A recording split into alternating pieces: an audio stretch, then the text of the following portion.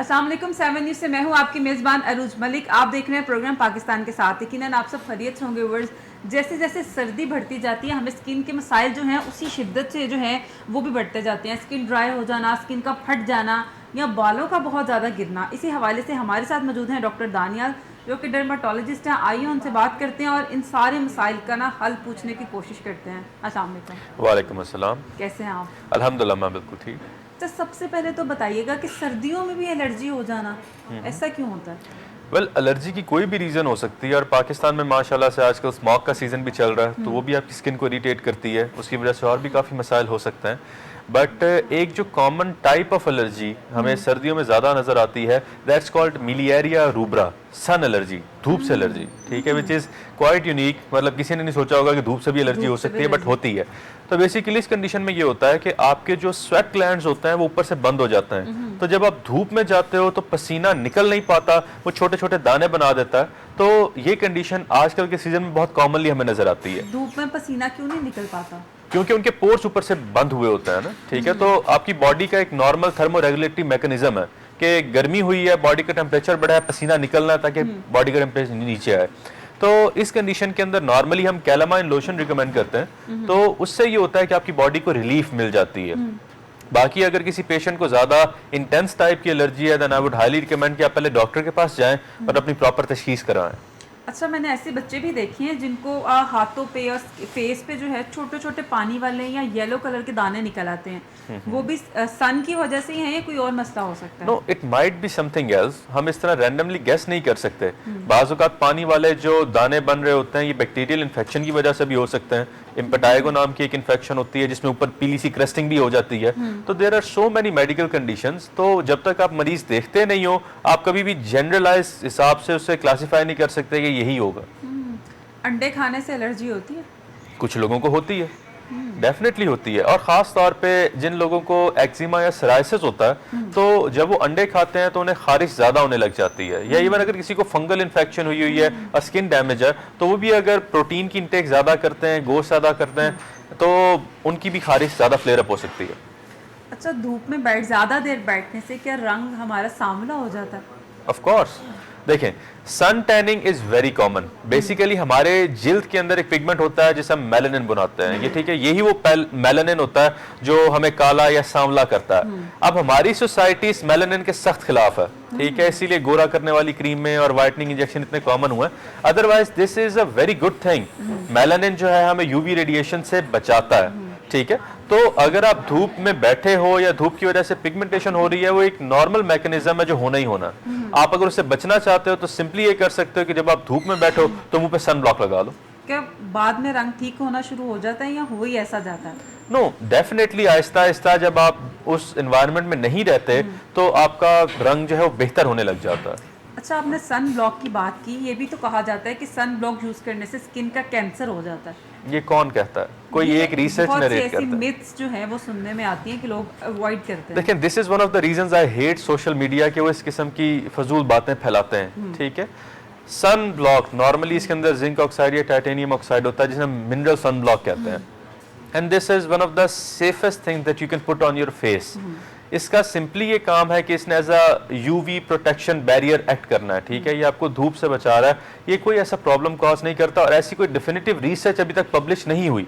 Although social media पे आपको 10 अफवाहें मिल जाएंगी किसी चीज के बारे में, लेकिन एक डॉक्टर का काम यह है कि वो सिर्फ रिसर्च पे बिलीव करे।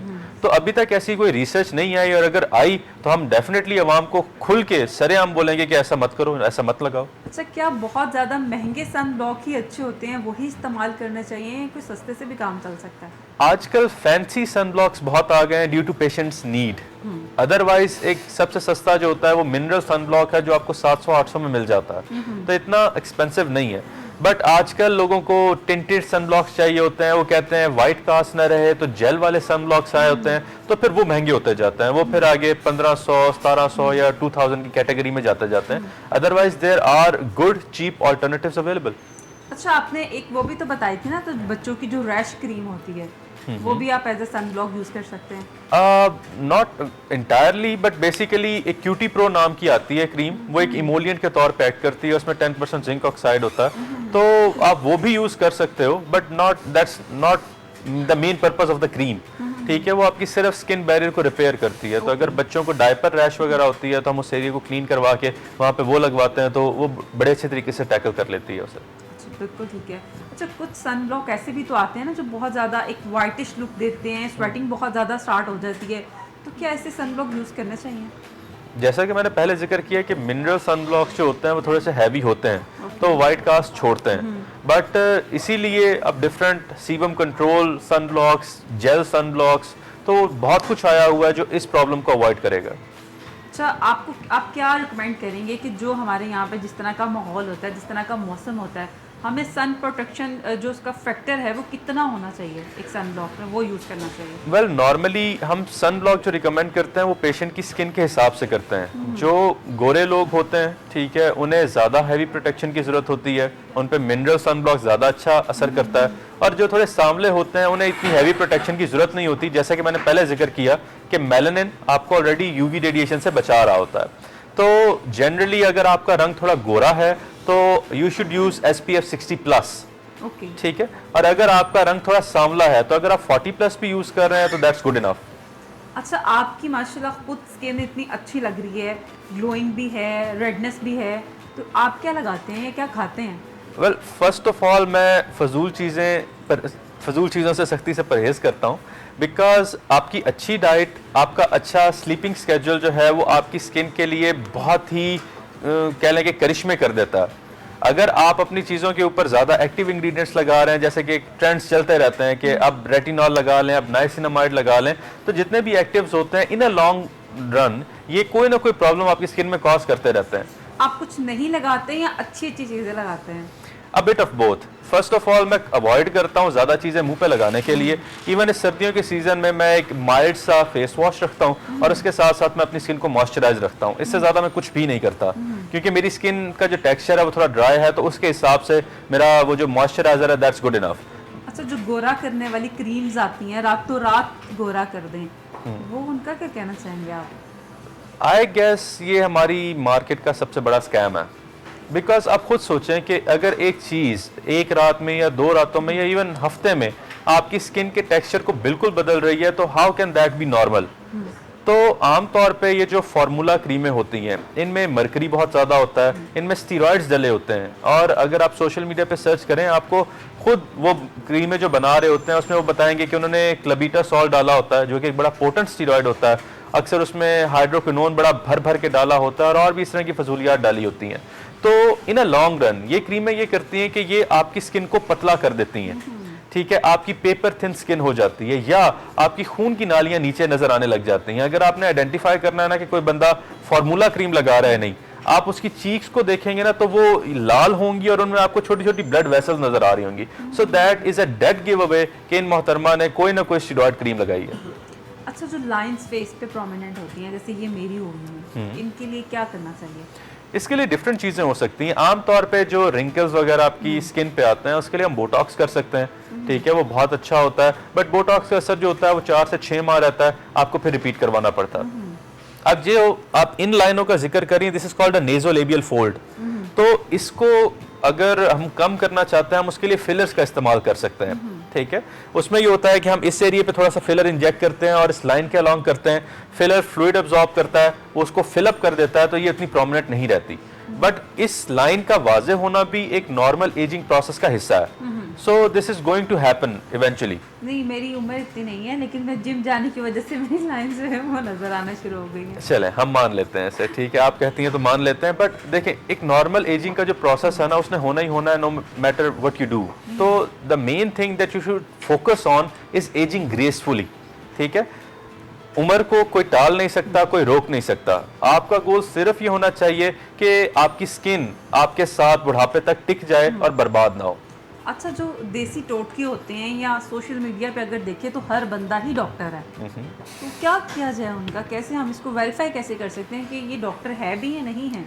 वेल एक जो बेसिक चीज़ होती है किसी भी डॉक्टर को आइडेंटिफाई करने के लिए, वो ये है कि आप PMDC की वेबसाइट पे जाएं, उस मोहतरम या मोहतरमा का नाम लिखें और वहाँ पे अगर उनका नाम नज़र आ रहा है आपको तो डेफिनेटली ही और she is a active doctor, क्योंकि PMDC के ऊपर तमाम डॉक्टर्स रजिस्टर्ड होते हैं। कोई एम ही बंदा अपने नाम से डॉक्टर लगा के अपनी डॉक्टरी नहीं झाड़ सकता।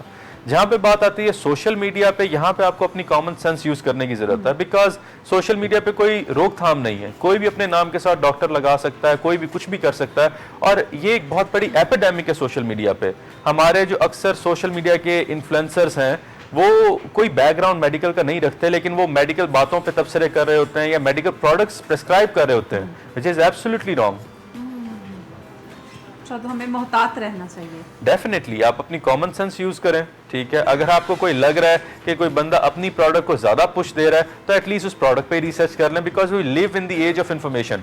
आजकल एआई से कुछ छुपा नहीं है, ठीक है। हर बंदा अपनी कॉमन सेंस के सवाल एआई से पूछ सकता है। लेकिन तो लोग ऐसे भी तो करते हैं ना कि बहुत बड़े बड़े नाम उठा के तो उनसे शाउट आउट जब करवाते हैं तो लोग ट्रस्ट करने पे मजबूर हो जाते हैं। यस, ये बात आपकी वाकई में सच है, और अनफॉर्चुनेटली इसका अभी तक कोई हल निकला नहीं है। लेकिन अब इसी प्रॉब्लम को चाइना ने बड़े अच्छे तरीके से टैकल किया है। उन्होंने अपने सोशल मीडिया के ऊपर एक अनाउंसमेंट की हुई है कि कोई भी बंदा विदाउट प्रोफेशनल डिग्री, चाहे वो डॉक्टर है, वकील है, वो अपने रेलिवेंट टॉपिक पे तभी बात कर सकता है जब वो अपनी डिग्री शो करे, ठीक है। अपनी डिग्री का प्रूफ दे, फिर ही वो उन टॉपिक्स पे बात कर सकता है। अदरवाइज वो अब किसी को भी रैंडमली डॉक्टर या वकील बन के इल्म नहीं झाड़ने देंगे।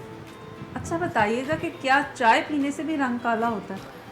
Not at all. अगर होता तो मेरा रंग शायद बहुत ही सांवला होता।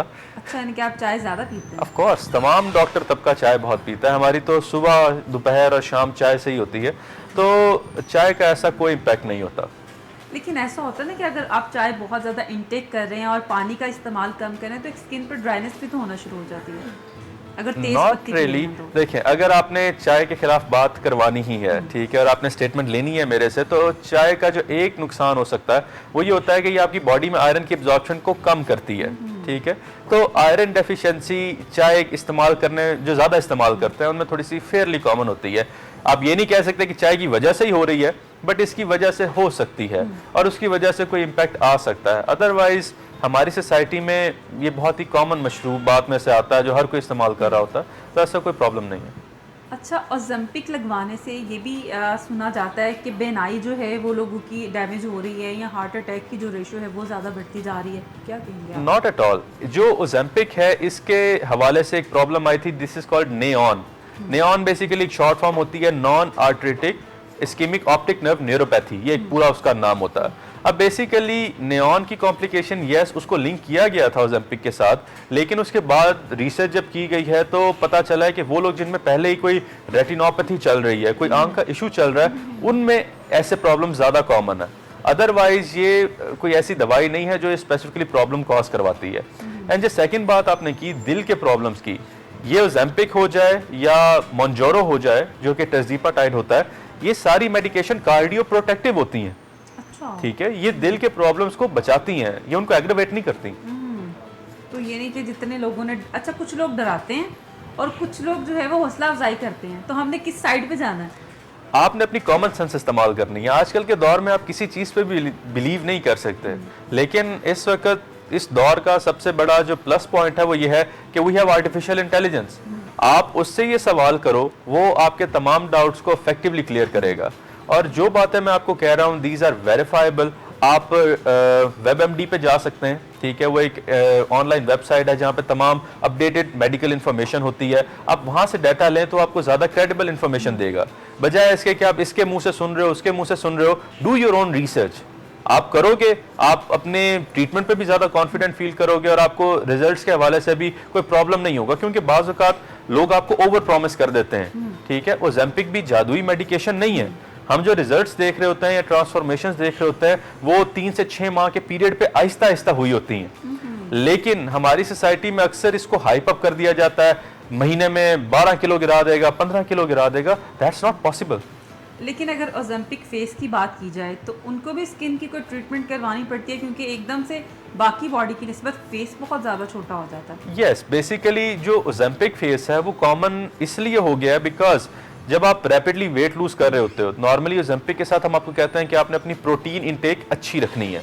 एक जो जनरल कैटेगराइजेशन हम ये कहते हैं कि 1.2 ग्राम पर केजी जो आपका डिजायर्ड वेट है, हम उसके हिसाब से आपको प्रोटीन देते हैं। तो कम से कम आपका दिन में 60, 70, 80 किलो 80 ग्राम इतना प्रोटीन आपको लेना जरूरी होता है। तो अगर आपकी प्रोटीन इंटेक कम होती है, आपका मसल ब्रेक डाउन होने लग जाता है। सेकेंडली जो आपका ये फैट होता है, फेशियल फैट होता है, ये बड़ा सेंसिटिव होता है। तो जब आप वेट लॉस करने लगते हो सबसे पहले मेल्ट होता है। तो जब ये चीजें कलेक्टिवली असर करती हैं तो उसकी वजह से होती है कि स्किन सैगी हो जाती है, फैट लॉस हो जाता है, तो आपका मुंह वो सुकड़ सा जाता है। अब इसको अवॉइड करने के लिए वो यूज बायोस्टिमुलेटर्स, जिससे होता है कि जिल्द के अंदर कोलेजन प्रोडक्शन बढ़ जाती है और ऐसी कॉम्प्लिकेशंस अवॉइड की जा सकती है। अच्छा, बीइंग अ डर्मेटोलॉजिस्ट आप किसको खूबसूरत कहेंगे? किस तरह का फेस होना चाहिए? स्किन किस तरह की होनी चाहिए? कलर किस तरह का होना चाहिए? आई बिलीव के खुदा ने जिसको जैसा बनाया है सब इंसान खूबसूरत है इन देयर ओन राइट। ठीक, बाकी आजकल के दौर में अगर आप देखें तो एक अजीब सा ट्रेंड बना हुआ है, फिलर्स ने सबके मुंह एक जैसे कर दिए हैं, सबकी गालें फूली हुई होती हैं, चिन जो होती है उस पर चोंच निकली होती है, वो हार्ट शेप फेस होता है। तो एक ट्रेंड चल गया है जिसको सब फॉलो कर रहे हैं। आई बिलीव कि हर इंसान की जो यूनिकनेस है, उसके चेहरे के फीचर्स हैं वो यूनिक हों, तो वही उसकी खूबसूरती है। तो ये तो आप अपने काम के बिल्कुल ऑपोजिट बात कर रहे हैं। But this is the reality. I believe के it's better to treat a medical condition instead of creating one. कि आपने कोई पंगा ले लिया है, फिर उस पंगे को अवॉइड करने के लिए आप और पंगे ले रहे हो, बिकॉज हर एक्शन का कोई ना कोई रिएक्शन होता है। अगर आप अपनी बॉडी के अंदर कोई चेंजेस कर रहे हो सकता है कि इमीडिएटली आपको वो प्रॉब्लम फेस ना करनी पड़े, बट डाउन द रोड कुछ ना कुछ आपको जरूर उसके कुछ साइड इफेक्ट्स या अफेक्ट्स फील करने पड़ेंगे। अच्छा, अगर स्मोक की बात की जाए तो लोगों का एक यही कॉन्सेप्ट है कि स्मोक से सिर्फ जो है वो सांस ही मुतासिर होता है, मास्क लगा लें, बस यहीं तक हम एहतियात करते हैं कि मास्क लगाना है या ग्लासेस वेयर करनी है। स्किन किस तरह मुतासिर होती है? देखें, स्मॉग बेसिकली तब बनती है जब हमारे माशरे का जो गर्द गुबार होता है, आलूदगी होती है, वो वाटर वेपर्स के साथ मिक्स हो जाती है। तो वो वाटर वेपर्स जहाँ जहाँ पे भी लग रहे हैं वो प्रॉब्लम कॉज करेंगे। ठीक है, वो आपकी स्किन को इरिटेट कर सकते हैं, जैसा कि आपने पहले जिक्र किया कि एलर्जीज हो सकती हैं। सेकेंडली यस, सांस के इश्यूज बहुत कॉमन हो जाते हैं। दमे के मरीज जो होते हैं वो इस कंडीशन में बहुत ज़्यादा सफ़र कर रहे होते हैं क्योंकि उनकी वो एलर्जी एग्रवेट हो जाती है, उन्हें सांस का इशू ज़्यादा हो जाता है। तो आपको सिर्फ ये समझने की ज़रूरत है कि स्मॉग एक तरह का केमिकल है। आप चाहे उसे इनहेल कर रहे हो, चाहे वो आपकी जिल्द के साथ कांटेक्ट कर रही है, या जिस फॉर्म में भी आपकी बॉडी के साथ आ रही है, वो उस एरिया को डैमेज करती जाएगी। अच्छा, अब थोड़ा सा बालों की बात कर लेते हैं। जैसे जैसे सर्दी बढ़ती जाती है, एक तो हेयर फॉल बहुत ज़्यादा बढ़ता जाता है और दूसरा स्कार्स जो हैं, डेंड्रफ बहुत ज़्यादा हो जाता है। यस, ये सर्दियों का जो मौसम है ये डेफिनेटली खुश्की का सीज़न होता है। स्किन बहुत ज़्यादा ड्राई हो जाती है। इवन जो सोराइसिस के पेशेंट्स होते हैं उनकी स्कैल्प के ऊपर छिलके बनना शुरू हो जाते हैं। तो this is a very common problem. तो नॉर्मली इसके लिए ये होता है कि अगर आप वैसे अपनी बालों की ऑयलिंग करना चाहते हो, आप उसके लिए कोकोनट ऑयल यूज़ कर सकते हो। एक बड़ा सेफ इंग्रेडिएंट है। आप रात को लगाओ, सुबह अपना सर धो लो, तो आपके बालों को हेल्दी रखता है, शाइन देता है। सेकेंड चीज़ ये होती है कि इस सीज़न के अंदर गर्म पानी का इस्तेमाल बहुत ज़्यादा होता है, तो उसकी वजह से भी बाल डैमेज हो जाते हैं। अक्सर लोग ब्लो ड्रायर्स का इस्तेमाल बहुत ज़्यादा करते हैं, तो उससे भी बाल डैमेज होने का एक खदशा होता है। एंड सेकेंड इंपॉर्टेंट थिंग जिस पे मैं हमेशा बात करता हूँ, हमेशा फोकस करता हूँ, वो है न्यूट्रिशनल डेफिशिएंसी। हमारी आवाम के अंदर आधे से ज़्यादा हेयर लॉस के जो केसेस होते हैं उसमें कोई ना कोई न्यूट्रिशनल डेफिशिएंसी पीछे पड़ी होती है। एंड द मोस्ट कॉमन जो हमें मर्दों और औरतों दोनों में नजर आ रही होती है, होती है विटामिन डी की डेफिशिएंसी। ठीक है, तो आपने अगर ये आपको प्रॉब्लम हो रहा है, go for a proper lab checkup. आप अपना CBC करवा सकते हैं, विटामिन डी लेवल करवा सकते हैं। अगर आपको कोई डेफिशिएंसी है तो उससे रेलिवेंट आप सप्लीमेंट लेना शुरू कर दें, तो आपका problem with in a month clear हो जाएगा। अच्छा, अगर बात कीजिए ऑयल की, आपने कहा कोकोनट ऑयल जो है वो बेस्ट रहता है, लेकिन आजकल जो एक ऑयल्स का ट्रेंड चला हुआ है, प्याज में ऑयल में पका पका के वो प्याज वाला ऑयल बना के, वो भी क्या मुफीद रहता है? वेल, हम जैसा कि हम पहले जिक्र कर रहे हैं कि सोशल मीडिया के ट्रेंड्स बदलते रहते हैं। अभी तेलों का है, बाद में कोई नई चीज़ निकल आएगी, फिर उसका ट्रेंड चल पड़ेगा। तो अगर आप तेल लगाना चाहते हैं, जो कोकोनट ऑयल होता है वो स्किन को सूट करता है। ठीक है, डिफरेंट ऑयल्स की डिफरेंट प्रॉपर्टीज होती हैं, वो हम भी मानते हैं, वो सब मानते हैं, उनको कोई डिनाई नहीं करता। अगर आपके बाल जल्दी सफ़ेद हो रहे हैं तो आंवला का तेल आपको बड़ा बेनिफिट देता है। अगर आप बात चाहते हैं कि बालों की थोड़ी रीग्रोथ हो तो रोजमेरी का ऑयल बड़ा बेनिफिट देता है आपको। तो डेफिनेटली ये चीज़ें बेनिफिशियल हैं और इनके इस्तेमाल से आपको फायदा होगा। रोजमेरी क्या ऑयल में पकानी है या वैसे उसमें डिप कर देनी है? नो, कुछ पकाना नहीं है। ठीक है, आप ये वैसे घर पे भी तेल बना सकते हैं। 2-3 तेल इकट्ठे कर लें, गिरी का तेल ले लें, रोजमेरी का तेल ले लें, बीच में आप थोड़ा सा आंवला का तेल डाल दें, तो एक अच्छी सी कंकॉक्शन बन जाती है जो आप अपने सर पे लगा सकते हैं। अच्छा, हेयर डाई जो है वो कितने कितने अरसे बाद करने से बाल सेफ रहते हैं? वेल, जो एक कॉमन प्रॉब्लम हेयर डाइज के साथ होती है वो होती है एक्जिमा। अक्सर लोग ये नहीं जानते, ठीक है। अक्सर लोगों को मैंने ऐसे केसेस भी देखे हैं जिनके माथे काले हुए होते हैं, तो यूजुअली ये होता है कि वो डाई लगा रहे होते हैं जिसकी वजह से उनकी स्किन इरिटेट हो रही होती है, जिसकी वजह से स्किन काली हो रही होती है, ठीक। तो अगर तो आपको ऐसा कोई प्रॉब्लम है या आपको डाई लगाने के बाद इचिंग या ड्राइनेस कुछ फील हो रही है या आपको लग रहा है कि आपका स्किन खराब हो रही है, तो स्टॉप यूजिंग इट। बाकी ये है कि डाइज की एज सच कोई एग्जैक्ट टाइम नहीं होती, मतलब हर कोई तब लगाता है जब उनको लगता है कि मेरे बाल सफेद होने लगे हैं। तो आप आजकल तो ट्रेंड है ना, अपने फैशन कलर्स करवाने हैं, कभी रेड करवा लेना है, कभी ब्लू करवा लेना है, कभी पर्पल करवा लेना है, तो उसके लिए बाल डैमेज नहीं होते? डेफिनेटली वो आपकी स्किन को इरिटेट भी करता है और डैमेज भी करता है, और ज़्यादा रिकमेंडेड यही होता है कि don't do it too frequently. अगर आपने करवाना है तो कम से कम 6 माह का तो गैप दें अपने हेयर कलर चेंज करने में, या अगर आपको कोई चीज़ सूट कर गई है जस्ट गो विद इट। अच्छा, अगर बात की जाए हेयर पीआरपीस की, तो ट्रेंड काफ़ी कम नहीं हो गया? पहले एक ट्रेंड आया था, अब तो कहीं ना बात की जाती है ना कोई वीडियो सामने आती है। जैसा कि जिक्र किया कि आजकल जो नई चीज़ आ गई है दैट्स द एक्सोसोम्स, ठीक है। हर कोई उस पर बात कर रहा होता है, बट एक्सोसोम्स एक आम बंदे के लिए अफोर्ड करना ऑलमोस्ट इम्पॉसिबल है, बिकॉज अगर आप प्लांट बेस्ड कोरियन एक्सोसोम्स भी कर रहे हैं तो वो 60,000 में हो रहे हैं। अगर आप proper animal based umbilical cells वाले एक्सोसोम्स कर रहे हैं तो usually they cost about 150K, 1.5 से 2 लाख पे बात चली जाती है आपकी, ठीक है। उसमें होता क्या है? बेसिकली उसमें स्टेम सेल्स होते हैं। स्टेम सेल्स का एक प्रॉपर्टी होती है कि जहाँ पे लगाए जाते हैं वहाँ पे रिपेयर शुरू कर देते हैं, वो उस एरिया के सेल्स की शेप ले लेते हैं। तो exosomes are quite good but they are very expensive for a normal middle class family. जहाँ तक बात है प्लाज्मा की, तो अब हम ये करते हैं कि हम प्लाज्मा इटसेल्फ को थोड़ा मॉडिफाई कर लेते हैं। हम सिंपल प्लाज्मा सर में अब नहीं लगाते, हम उसके अंदर सीरम्स ऐड कर सकते हैं। अब बायोटिन वायल्स आ गई हैं, कैल्शियम ग्लूकोनेट हो गया है, वी कॉल इट PRGF, हम वो बनाते हैं, तो वो ज़्यादा पोटेंट है और पेशेंट्स के लिए ज़्यादा इकोनॉमिकल होती है। अच्छा, बायोटिन का भी बहुत ट्रेंड चला था, बायोटिन खाने से बाल घने और हेल्दी हो जाते हैं, लंबे हो जाते हैं, तो क्या वाकई में हो जाते हैं? इसका कोई साइड इफेक्ट नहीं होता है? देखें, बायोटिन भी सोशल मीडिया के ट्रेंड्स में से एक ट्रेंड था। जिस तरह ग्लूटाथियोन की एक हाइप बनी और अब इट डाइड डाउन, ठीक है। अब जितने भी बड़े डॉक्टर्स हैं, काबिल डॉक्टर्स हैं, आप उनसे इसकी ओपिनियन लेंगे, वो कहेंगे भाई कुछ नहीं करता ये, बीच में आया था भाई ड्रिप में लगाओ गोरे चिट्टे हो जाओगे। बायोटिन का भी इसी तरह एक ट्रेंड आया है, फार्मास्यूटिकल कंपनीज ने इसको बहुत हाइप अप कर दिया है। बायोटिन सिर्फ तब आपके लिए इफेक्टिव है अगर आपकी बॉडी में बायोटिन की डेफिशिएंसी है, ओके, ठीक है। अगर आप में बायोटिन की डेफिशिएंसी नहीं है then there is no point of taking extra biotin, ठीक है। आपके ज्यादा बाल नहीं उगाने वाला ये।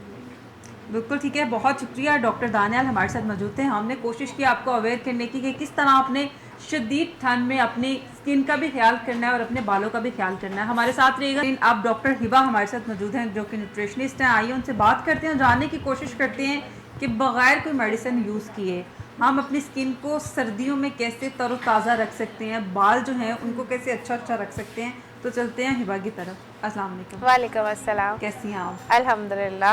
हिबा, क्या करना चाहिए कि हमारी जो स्किन है सर्दियों में अच्छी सी हो, बेबी स्किन जिसे कहते हैं, बेबी स्किन ग्लोइंग भी हो, सॉफ्ट भी हो, उस तरह की हो जाए? अच्छा, सर्दियों में ना सबसे ज़्यादा स्किन का मसला भी आता है और उसकी वजह क्या है कि हम वाटर इनटेक बहुत कम होता है पानी में। डिहाइड्रेशन बॉडी बहुत ज़्यादा हो गई होती है। स्किन हमें जो है ना, जैसे एक प्लांट को आप पानी देते रहें तो वो उगता है और फ्रेश, मतलब उसमें फूल खिलते हैं। इसी तरह सेम आपकी स्किन है कि आप इसको वाटर जितना आप अपनी बॉडी को देंगे, आपको पता है 70% आपकी बॉडी लाई करती है वो पानी पे। सर्दियों में हमारा पानी का इस्तेमाल क्या होता है, कम हो जाता है। जब हमारा पानी का इस्तेमाल हो जाता है, कम हो जाता है, तो हमारी स्किन हो जाती है ड्राई।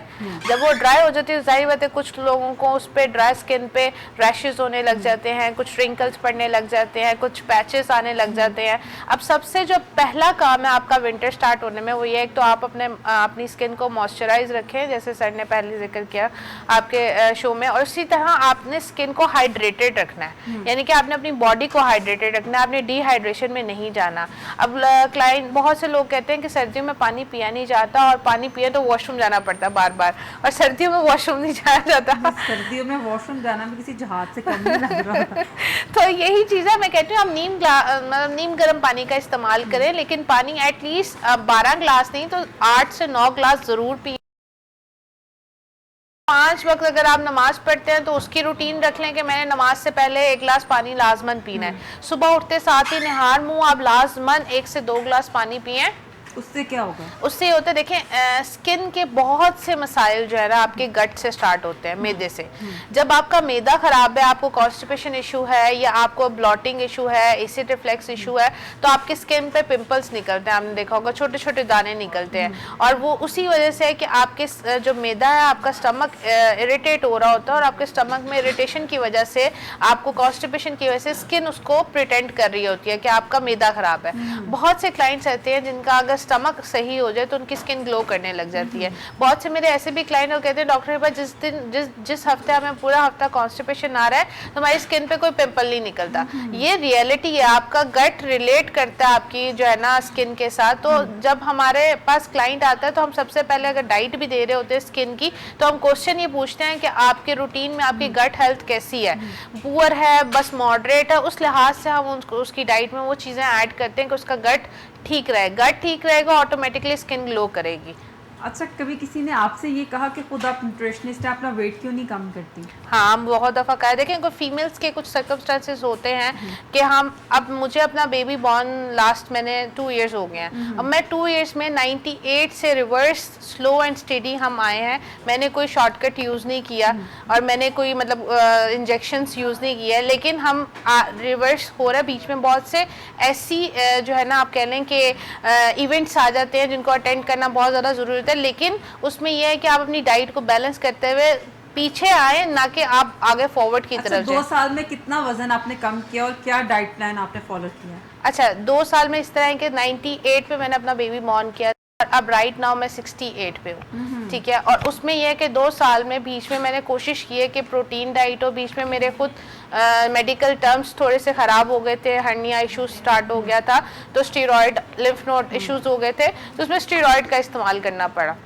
लेकिन उसके बाद आप देखें, स्टेरॉयड अगर आप बॉडी आपको ले रही है और आप 3 मंथ्स लगातार स्टेरॉयड ले रहे हैं तो आपकी बॉडी बहुत ज़्यादा वेट गेन करती है। आपने ओज़ेम्पिक क्यों नहीं लगवाया? हर बंदा लगवा रहा, आप क्यों नहीं लगवाते?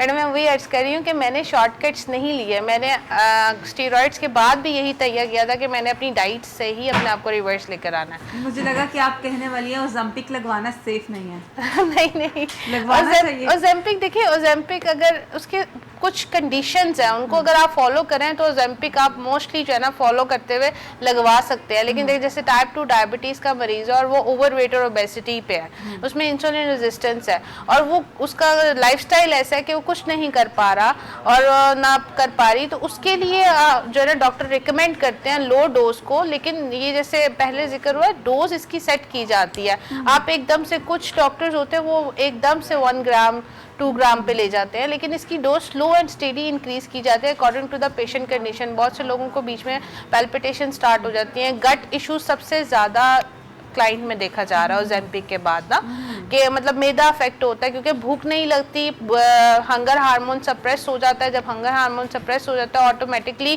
जो है ना आपके मसल लॉस होने लग जाता है। जब मसल लॉस होने लग जाता है, आपकी स्किन के ऊपर आप देखोगे एक झुर्रियाँ टाइप। और जिन्होंने भी ओज़ेम्पिक के थ्रू वेट लॉस किया, आप उनकी ट्रांसफॉर्मेशन देखें, वजन तो कम हो जाता है लेकिन मसल मास उनका डाउन हो जाता है, और इसमें जिसकी वजह से उनकी एक डिफरेंट फेस लुक आपको रिवील होने लग जाता है। तो अगर आपने ओज़ेम्पिक यूज़ कर रहे हैं या करते हैं तो उसमें अपनी प्रोटीन डाइट अच्छी रखें। उसमें प्रोटीन में क्या, आप खाया नहीं जाता, लेकिन अगर आप कोई भी मील सारे दिन में ले रहे हैं तो उसमें अच्छे मील में आपकी 120 to 130 ग्राम प्रोटीन होनी चाहिए, जिसमें किसी भी कंडीशन में चलेगी। फ्राइड चिकन भी नहीं, चलेगा, अंडे फ्राई भी चलेंगे, फिश फ्राई भी चलेगी। नहीं, आपने कोशिश करना है कि आपने बेक, स्टीम या एयर फ्राई अगर आप यूज़ करते हैं, तो आजकल तो ट्रेंड हो गया एयर फ्राई का ना, आप एयर फ्राई भी यूज़ कर सकते हैं। और कोशिश करें कि उसमें जो है आप ये चीज़ें बेक या बारबेक्यू बहुत लोग पसंद करते हैं, बस वो चीज़ ऑयल का इस्तेमाल आपने कम करना है, प्रोटीन पे फोकस करना है। अब जैसे इन मौसम में अगर आप लगा रहे हैं तो ड्राई नट्स का इस्तेमाल करें। ओमेगा 3 फैटी एसिड्स होते हैं जैसे बादाम, काजू, पिस्ता,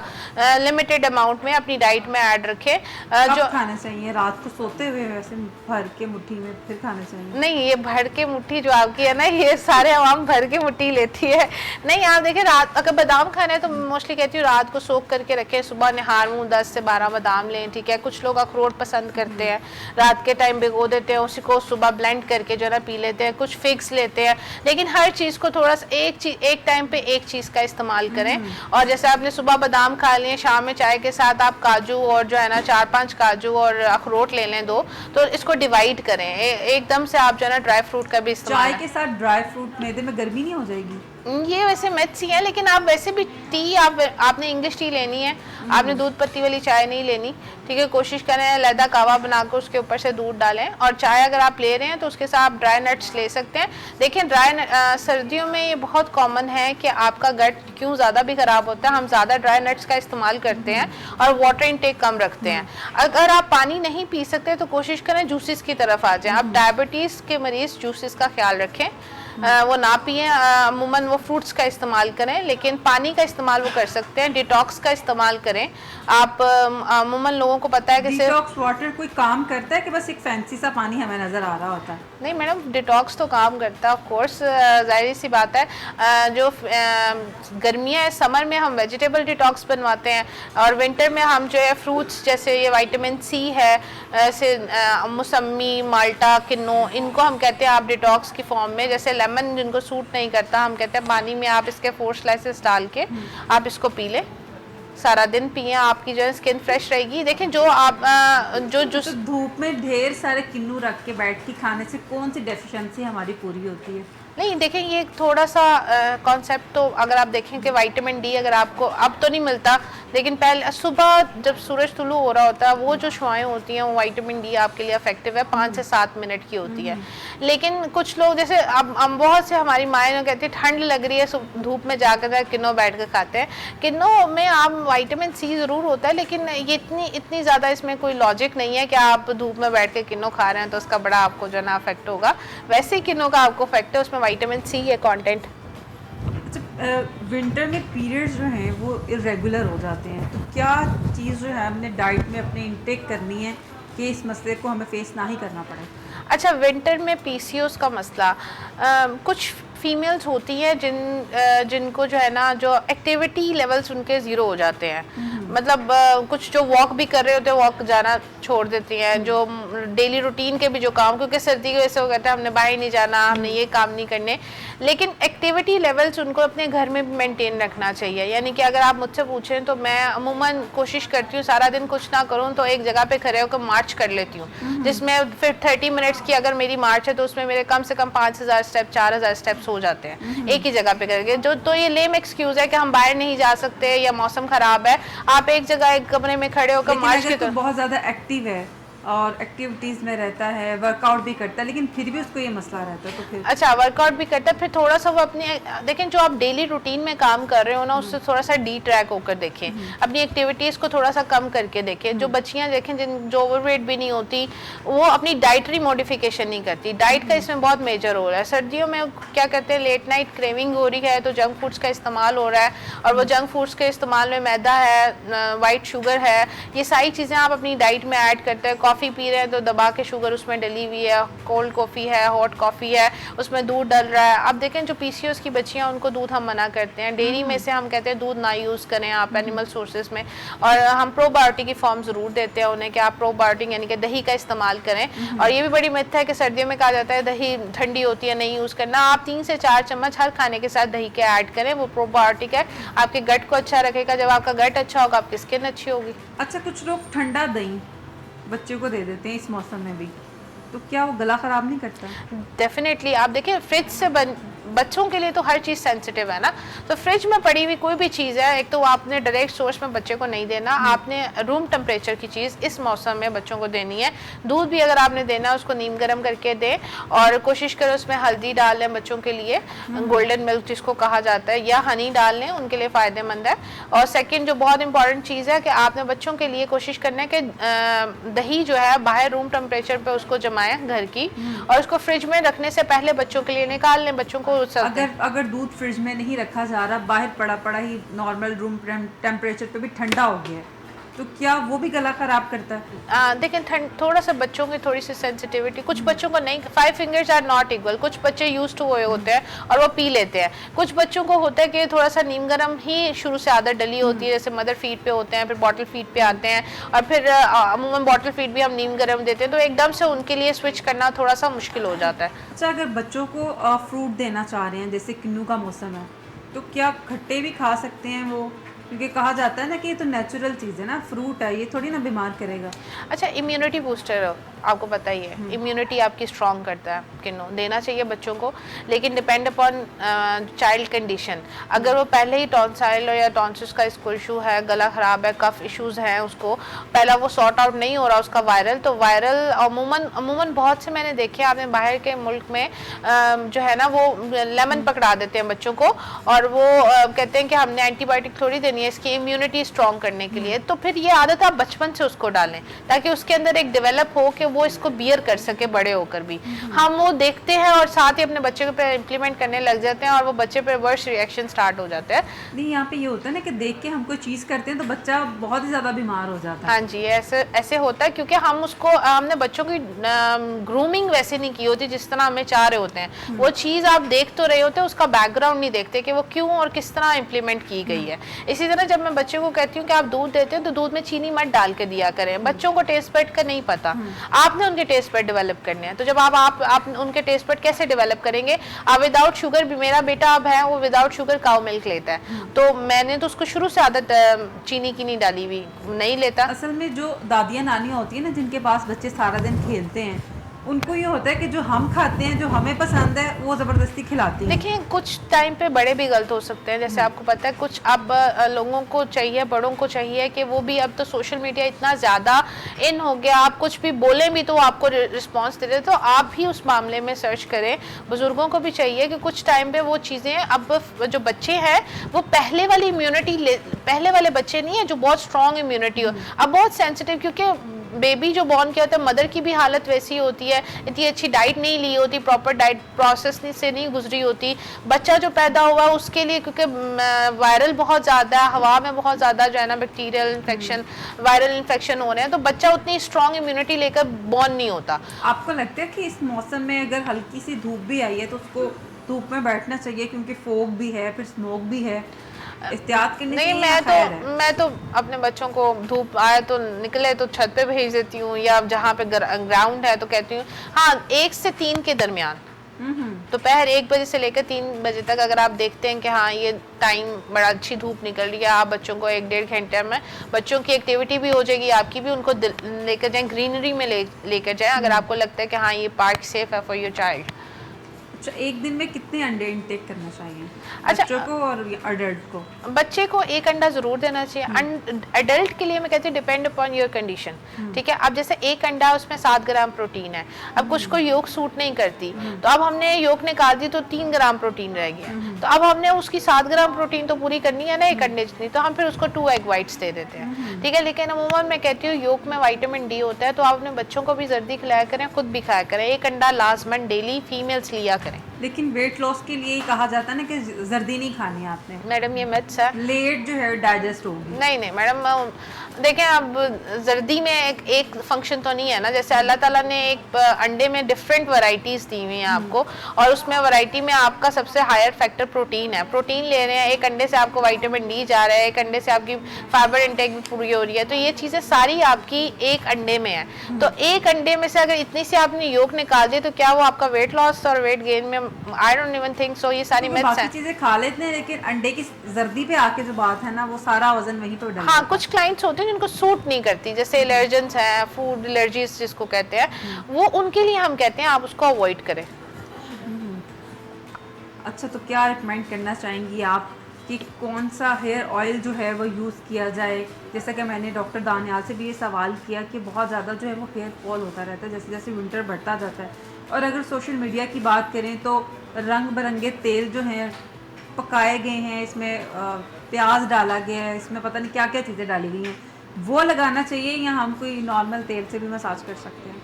अच्छा, बहुत से लोग हैं जिनको ऑलिव ऑयल सूट करता है बालों में, ठीक है, वो जैतून का तेल जिसको कहते हैं। बहुत से लोग हैं जिनको कोकोनट ऑयल यूज़ करें तो सूट करता है, कुछ और है जिनको मस्टर्ड ऑयल सूट करता है बालों पे। ये 5 फिंगर्स आर नॉट इक्वल, जैसे मैंने पहले कहा, हर किसी की अपनी एक स्कैल्प की कंडीशन है जिसकी वजह से जो है ना उनको सूट करता है। मैं कहती हूँ सर्दियों में अगर हेयर फॉल हो रहा है तो आप अपनी डाइट तेल तो आप यूज़ करते ही करते हैं। डाइट का इस्तेमाल बहुत अच्छा करें। आप डाइट में जो है ना ABC अगर जूस बनाया तो उसमें एलोवेरा जो है आप फ्रेश एलोवेरा आप अपने अगर आपके पास है तो उसमें जो है ना 1 टेबलस्पून डाल के आप जो है ना ड्रिंक में यूज़ करें। बादाम का इस्तेमाल करें, अखरोट का इस्तेमाल करें, ये मौसम ऐसा है आप इजीली कर सकते हैं। डॉक्टर हिबा हमारे साथ मौजूद थी, उन्होंने हमें बड़ी अच्छी अच्छी बातें बताई हैं कि आप घर में रहते हुए घर की चीज़ों को इस्तेमाल करते हुए किस तरह अपना ख्याल कर सकते हैं। इसके साथ ही हमें दीजिए इजाज़त, मिलते हैं अगले प्रोग्राम में। अल्लाह हाफ़िज़।